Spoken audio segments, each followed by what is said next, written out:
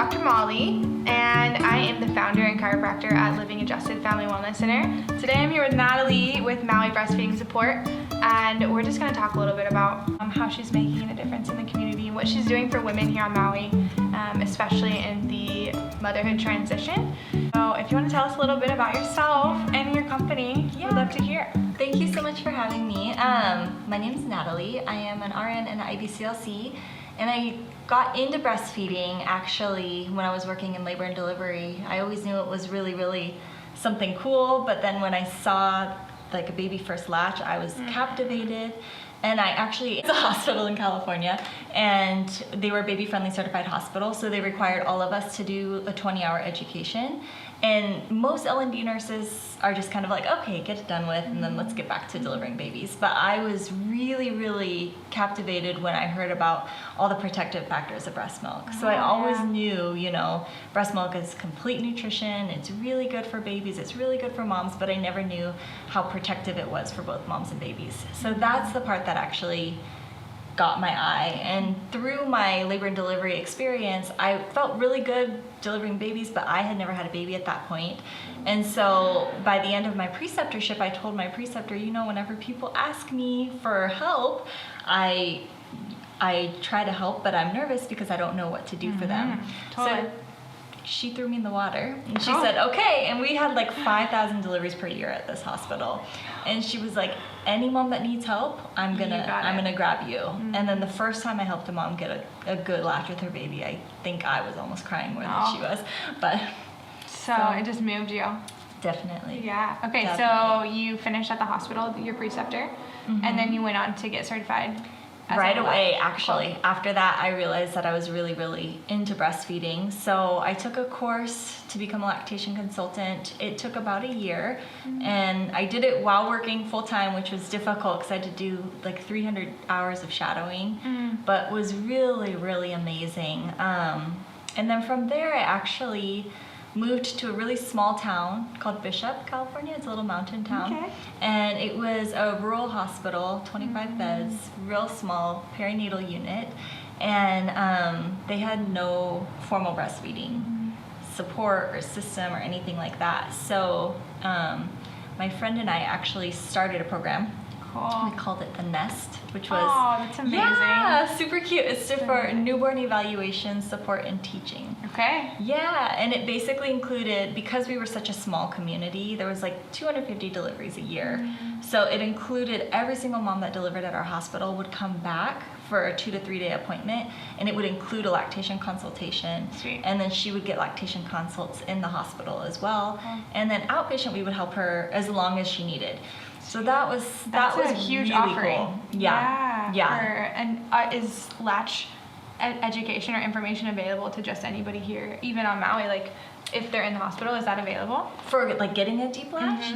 So the hospital nurses are trained, but there's no set person that's for breastfeeding in the hospital. I think that they're working on getting a breastfeeding position now, but as of yet, there's nothing. So the nurses do the best they can, but it is hard, you know, because they have so many other things going on, and breastfeeding definitely is, you pour a lot of yourself. It's very emotional. You spend a lot of time.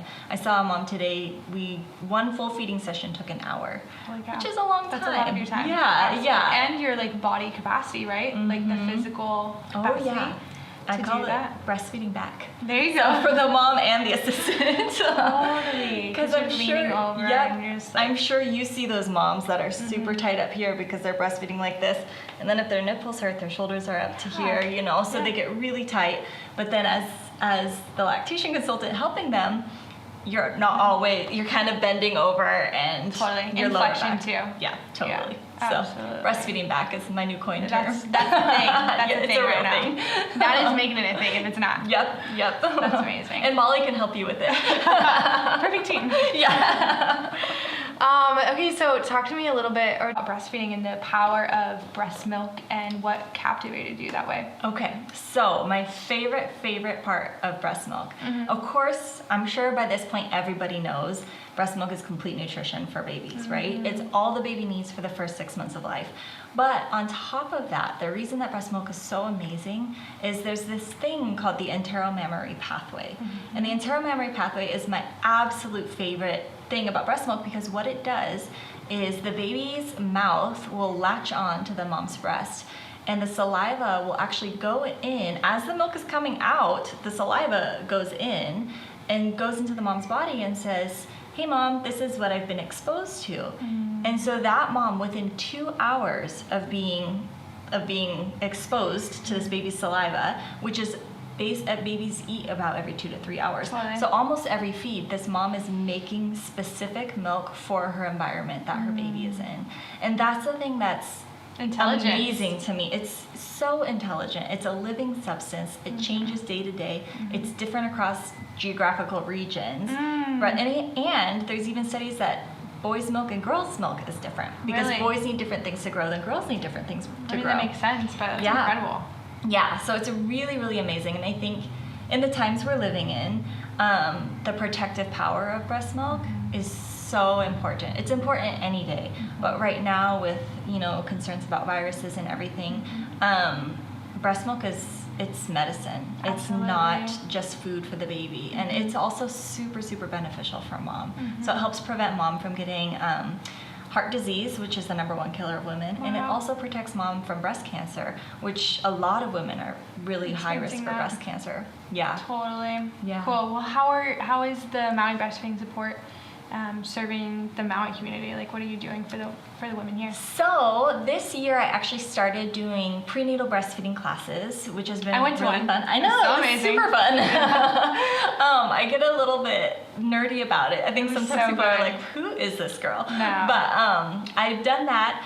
I actually also am working with Pacific Birth Collective to help their postpartum doulas. Cool. So as we're in a pandemic right now and we want to limit a lot of face-to-face interaction, we're gonna do our next class via Zoom. Sweet. So it'll be my first time ever doing a class on that platform and by myself with other people in their own homes. So that'll be really interesting, but that's super exciting.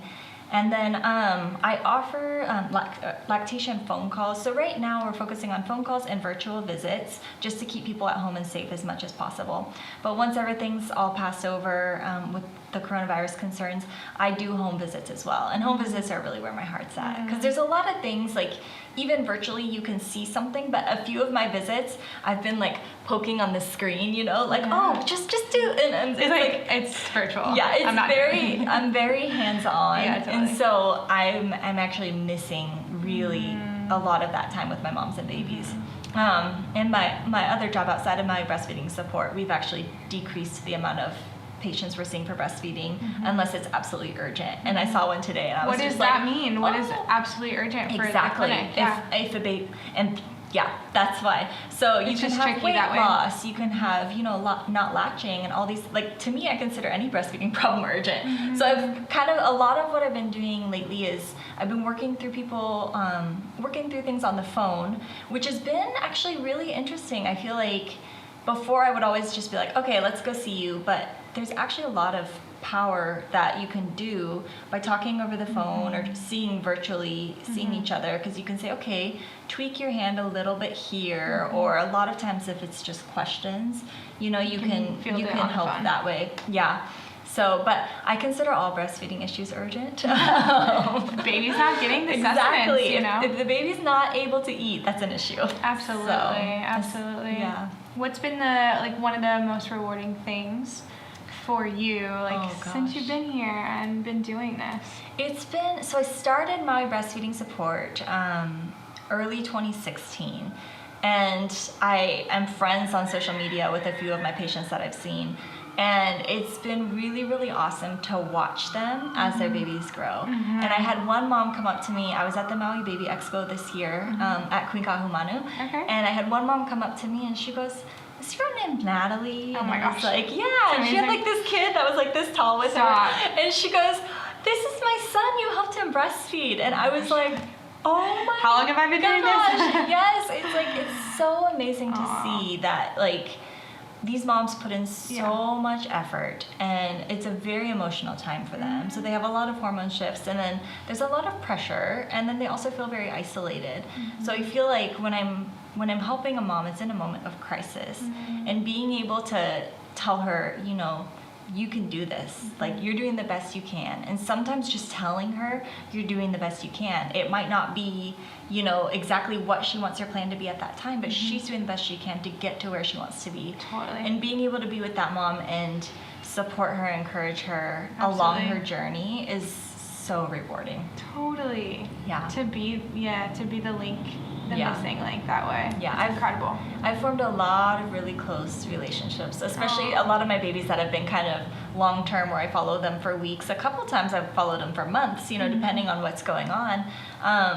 You really create a bond, and you're that person's lifeline and that baby's lifeline in a way, because if you can't help them breastfeed, you know, like, there's alternative forms of feeding, but breastfeeding is what my goal is, to get them the most breast milk possible. Cool. So cool. What shifts have you seen in the women that have been able to, maybe they weren't breastfeeding prior to talking to you, and then they were able to breastfeed? Like, what shifts do you see?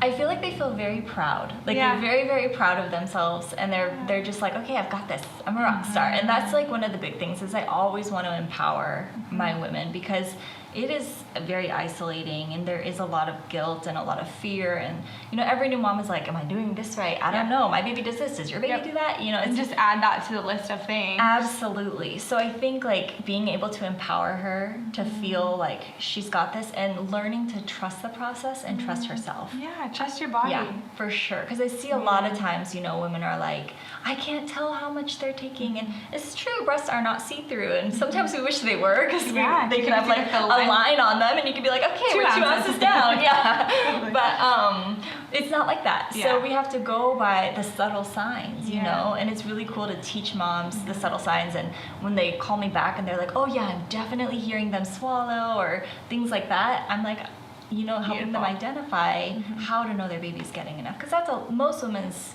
number one concern, is, how do I know my baby's getting enough? Yeah, so giving them the tools and empowering them to know that they are is really empowering. That's sweet. And too, just like the body literacy piece. That's big for me too in my practice, and allowing individuals that come in here and that are on the tables. It's like, man, we want you to be able to know what your symptoms are telling you. They're messages, right? Right. And so that translates in all ways. Oh, totally. And especially as women. Absolutely. You know? Absolutely. Do you find that you see a lot of like plug ducts or mastitis that are maybe creating from other issues? Yeah. From other issues. I wouldn't say directly, a direct correlation, but I do think it's all connected. Yeah. You know? Yeah. The breastfeeding back. And we see just like this weight is carried. And when we open moms up and like allow them to live, like go from here to here, is like, there's a huge shift, and it's not just a physical shift, you know, it's emotionally and spiritually and chemically, like your hormones are changing when you're open, and when you're upright, and your brain's getting more oxygen, more raw nutrients, blood flow, all Absolutely. of it. And so that in turn has an effect on letdown and you know, milk production and efficiency of it all. For sure. I know, all the time, and I love it when dads are at the visits with me, or when dads are at home and watching, because we'll get a baby latched, and I'll look at mom and I'll be like, oh, how are you feeling? And she's holding the baby like this, and she's like, I'm good. And like, you touch her shoulder, and then all of a sudden you see her kind of start to relax. And then I always tell dad, like, just remind her, because she doesn't realize she's so concerned about getting that baby on. She doesn't care about herself at this point. But if she can just relax her shoulders, and then, like, instead of like sitting straight up, lean back with the baby, get comfortable, it's going to be so much easier for both mom and baby. And babies can feel the energy that mom has as well. If a mom is super tense and tight, the baby's going to be super tense and tight. And if she's relaxed and ready to go, the baby's going to be like, oh, this is great. I'm going to be milk shrunk in about 20 minutes, and it's going to be great. Totally. That's awesome. I guess I would say the biggest fear that women have is, are they making enough, and is their baby getting enough milk?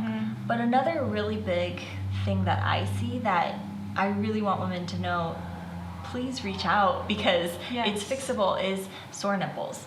So a lot of women, like, they'll get the baby latched and they think that their nipples should just hurt. And they should not hurt. Of course, if an infant is sucking on your breast 8 to 12 times a day or more sometimes, for the first time ever, it's gonna not feel normal. You know, you should feel a tug and it might be a little bit sore, but if you have severe pain and cracking and you get to the point, I've talked to a few moms who dread actually breastfeeding, and that's a really sad thing. They shouldn't get to that point. That is not normal. And so I think a lot of women think, oh, I just gotta toughen up. Like, I just gotta toughen up my nipples, but that's not the case. There's probably something going on if it's super sore to the point where you're like cringing or curling your toes when the baby's latching. And a lot of times, if you seek help, it's one little thing sometimes that can make a big difference. Sometimes even just rolling that baby's lip out, because babies will latch on and they don't know their lips are supposed to be out. So they might just keep that lip in, and that causes a pinching sensation. So sometimes you just put a little bit gentle pressure on the chin, all of a sudden the mom's like, oh my gosh, that feels so much better. So a super small adjustment. A small adjustment can make a really, really big difference in that breastfeeding journey. And then by deepening and opening that latch, not only is it helping the mom's nipples to not hurt as much, but it's helping the baby to get more milk. Absolutely. So, and then that in turn will help her keep her supply high. So it's the supply and demand aspect of it. Absolutely. It is all so interrelated. And there was another thing too you touched on whenever we were at your class. It's like the alignment of baby's head. You know, like you're holding baby and you're having them come here, and it's like, okay, you try to swallow right there. Exactly. Just like take their head into a position where they can, you know, where it's in alignment. So ears, shoulders, hips, right? Yeah, And that's how we're supposed to stand. Nobody. I don't think I'm very good like that. But babies, at least we can put them in the position we want them in. This is how you need to do. Yeah. So ears, shoulders, hips, and like you said, if you turn your head to the side and you try to swallow, you're gonna have to really clamp down. And babies do that all the time. I actually should have brought my doll.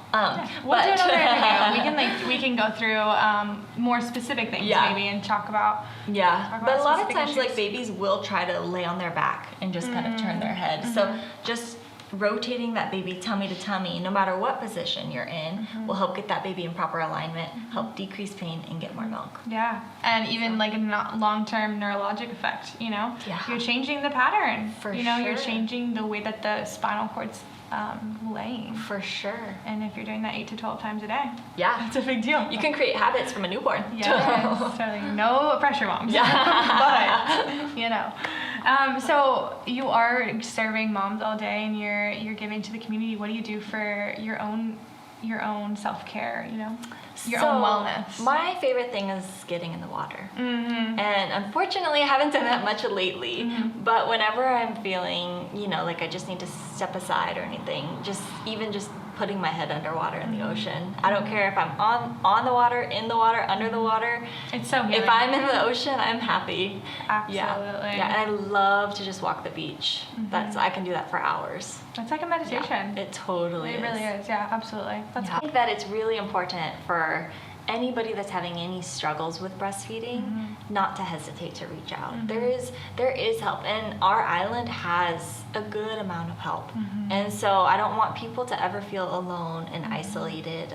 I want them to reach out, and you know, I don't want there to be any barriers, because if we can help you from the beginning, it's gonna make life so much easier 2 months, 3 months down the road from now. Absolutely. So I guess my big thing is that don't be ashamed, don't be afraid. If you think you have a question but you're not sure if it's like valid or anything, there's no silly questions. No silly questions. No. And this is my favorite thing in the world to talk about.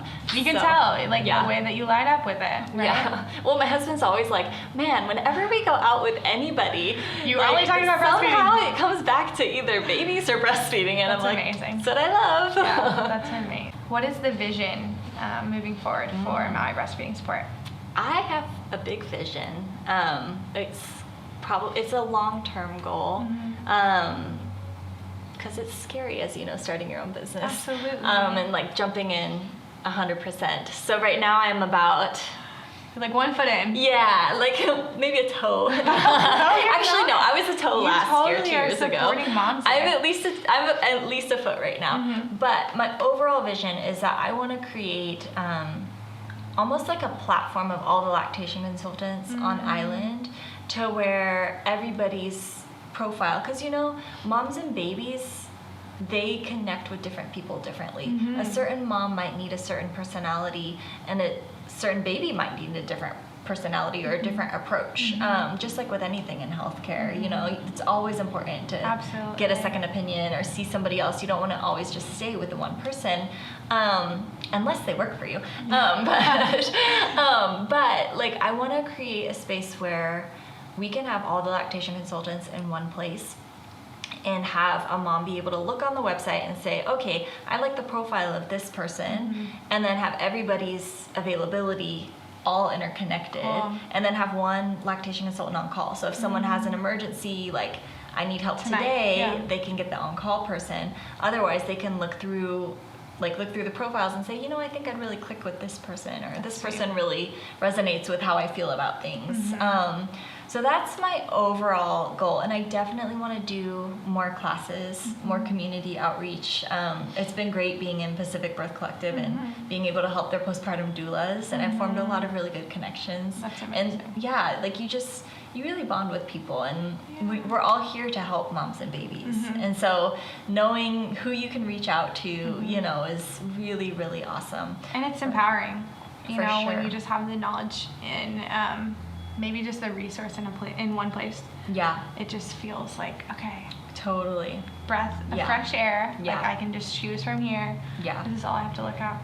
And even above that platform of having everybody together, I would love to open a breastfeeding boutique. Like that is like one thing that's What does that entail? Like, basically, what does that look like? I want it to be like a little boutique where it has anything you would need for breastfeeding, like nursing bras, nursing pillows, breast pumps, rentals, scale rental, pump rentals, like anything that you can need, because I talk to so many moms that are like, oh, like I had to order this from Amazon, or I tried to go to Target but they didn't have it. We're a small island, we don't have a lot. So I would love to have a space that was just a little tiny boutique that had everything you could possibly want to buy for breastfeeding, but also potentially set up an office in there, so that if people don't, because some people don't want a home visit. Some people don't want people in their home. They want to go somewhere. So it'd be nice to have an office space where people can come for an office visit too. That's sweet. That's probably like a 5 or 10 year plan. We'll see. That's really amazing. If there's a mom listening right now and she's about to begin her breastfeeding journey, what do you suggest that are the things that she has, but also just like advice for her too? So for starting out your breastfeeding journey, along with saying that, like, I'd love to have a boutique, I'm a big fan of using what you have. Totally. So, like, I don't really think people need a specific pillow. Cool. Like, if you're going to support a baby at the breast, use pillows, use blankets, use whatever you have. I have even taken women's shirts in visits with them and rolled up their shirt and kind of wedged that baby in. I love that approach. Yeah, because you don't want to make them go out like and buy everything, but it would be nice if they need things to have that there. But for a new mom, like, the most important thing is those first 3 days are so important. So as much as you can at delivery, delayed cord clamping will first of all help with this, because nobody will be able to take your baby away from you. But delayed cord clamping will get that baby all those extra iron stores. And skin to skin for at least the first hour, it's really, really profound. Skin to skin does wonders for moms and babies. And a lot of times, like, it will help regulate baby's blood sugar, it'll regulate their heart rate, their blood pressure, their temperature control. The mom's chest can adjust like 1 or 2 degrees up and down based on the needs of what the baby needs. So getting that baby on the chest is like, that's the first step, and leaving them there and letting them explore on their own. So the baby doesn't have to come out and breastfeed right away. Studies have shown that the baby will actually latch within the first, I think it's like 56 minutes of life. Naturally, on their own. Yeah, if left just alone to bob around. So they go skin to skin. They kind of they call it the breast crawl, where they kind of like make their way. And they are really strong. Like, these little guys are They're ready. Even like the 5-pounders, you're like, man, you know where you're going. That's cool. But they can smell mom. They can really be there. So keeping baby skin to skin for as long as possible. Delaying visitors, just keep the people in your delivery room that you want in the delivery room, or in your home, that if you're having a home birth, there's many different places that you can deliver, but keep your core people there and let the visitors come later, because the moment that people start coming in, they're going to want to pass around the baby, pass around the baby, pass around the baby, and then in that first 3 days is so critical for establishing a good milk supply. So the more the baby sucks in the first 3 days, the more milk the mom will have down the road, because that will help establish prolactin receptor sites in her breast for the duration of breastfeeding. So it's a small window. It's like the golden window though. Totally. So keep that baby skin to skin as much as possible, and expect baby to be really alert for the first couple hours after birth, but then 24 hours after that, they do go into a deep slumber. So knowing, like, yes, try to put them to the breast, but for those 24 hours, they're gonna be pretty sleepy, but then I can guarantee you on night 2, they're gonna wake up and be like, I'm ready. All right, I'm ready to feed. All night. Yeah, and so if you can get that first feed in that alert time before they hit that deep sleep, it's gonna make it so much easier for you, because they'll have already learned that first time when they were awake versus when they're drowsy and sleepy trying to learn a new skill. Totally. When should moms expect letdown? So moms can have varying letdowns throughout the breastfeeding process, but they're not going to really feel a letdown until the milk has increased in volume, which is normally day 3 to 5. Okay. So the first few days mom has that colostrum, which is that rich antibody protective. Colostrum is actually not very high in fat. It's more high in proteins, and its primary purpose is immunologic, not to actually nourish the baby, which is really amazing. And part into like why we see a decrease in pounds, like babies' weight and stuff. Okay. Yep. Cool. So all babies will lose weight after birth. So 5 to 7% is considered fairly normal. Sometimes 7 to 10% can be normal, but I'd kind of want to look at the baby and look at the feed and see what's going on at that point. But yeah, 5 to 7% is normal, because the baby is getting the colostrum it needs to protect it. It's almost like an immunization for a baby. It's Mother Nature's immunization. The colostrum is super thick. It's like honey-like consistency. So the baby has to suck really hard, which is also why it's important to get a good latch right off the bat, because they're sucking so hard those first couple days. Once the milk increases, it flows a lot easier. And a lot of times when moms have really sore nipples, they find after the milk increases, it doesn't hurt as much, because the baby's not using like super high suction. I tell people it's like drinking a milkshake. Like if you have a milkshake in a straw and you like, it's a really thick one. It's really hard. You have to suck really hard. Oh, the letdown, some women will feel it, some women don't. So you can see a baby gulping and the mom's like, oh, I don't feel a thing. And then you can see a baby that hasn't even started gulping yet, and the mom's like, oh, I can feel it coming. Cool. So what's happening is that the milk is actually stored back here in the base of the breast. And so there's the lobules where the milk is made and stored, and then you have your ducts. If you think of it like broccoli, like the inside of the breast is a head of broccoli. So the top of the broccoli is where the milk is made and stored, and then the ducts are like the part of the broccoli that you cut off. But the milk's not stored in there, so a baby has to suck, and so normally it takes a couple minutes to get going. It's dependent per women. Some women have a really fast letdown or a really forceful letdown, but normally they go suck, and they're sucking really fast, and then all of a sudden they go suck, and then they go swallow. Swallow. So you could, that's the letdown. So regardless of if a mom can feel it or not, you see that baby, you can see the pause in the jaw, and then you hear it. It sounds like a pa or a ka, you know, like it sounds like a swallow. And sometimes if you like are holding the back of the baby's head, you can actually like feel it going down their back. That's incredible. Yeah. So incredible. Yeah. Man, our bodies are incredible. It's amazing. With these babies, like, amaze me. They teach you so much. Yeah, absolutely. Have you seen the Netflix documentary Babies? No. Oh. Should I watch it? You gotta watch it. I started watching the first episode and I couldn't actually get through it. Really? Yeah. So I needed like more attention and like time to sit down and. Yeah. It's just interesting to see what babies are actually capable of. Like, I think that there's so much more that they're capable of that we don't know. Totally. Yeah. Well, that's like with the human body, right? Totally. The nervous system, we know, what do they say? We know like 20% about it? Yeah. It's crazy. Incredible. It's crazy. Such mysteries. We are. And we get to work with it. I know. That's the magical thing. And it's cool seeing it unlock. Like when you see something click, because you'll see it in one feed. Something clicks, something changes, and then all of a sudden it's like, oh yeah, I never had a problem whatsoever, you know? That's amazing. Yeah. Cool. Well, I just want to thank you again for being here and sharing your knowledge. Yeah. And also for like pouring back into the Maui community, man. Like, moms need this resource, and it's incredible that you're here providing it and serving and being that for them. Thank you. So thank you. Thank you so much, and thank you for all you do. Yeah, absolutely. So Natalie, tell our listeners how they can find you. Okay. On Instagram and Facebook, I'm more active on Instagram, but it's at Maui Breastfeeding Support. And then my website has all my services and fees and everything, and that's www.mauibreastfeeding.com. Beautiful. Well, I'm sure we'll have you on here again because you know all the things. You know all the knowledge, okay? We can practice latching. Let's do it. With my fake baby. Your fake baby. Let's do it. Okay. Stay tuned for that one. We'll see you guys